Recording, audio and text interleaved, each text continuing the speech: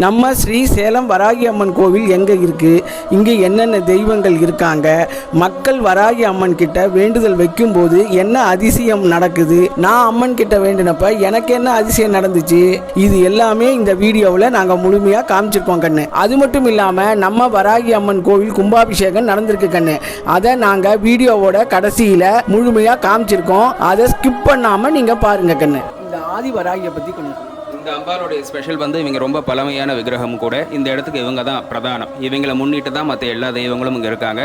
இந்த அம்பாள் கிட்ட என்ன ஸ்பெஷல்னா, வாழ்க்கையில் எவ்வளோ பெரிய கஷ்ட நஷ்டத்தோடு அம்பாள் முன்னால் நின்று கண்ணீரோட பிரார்த்தனை பண்ணோம்னாக்கா அந்த பூ தானாக கீழே இறங்கி விழும். அதுதான் இந்த கோவிலுடைய ஸ்பெஷல். எல்லாருக்கும் விழுனா அது எல்லாருக்கும் அமையுமா?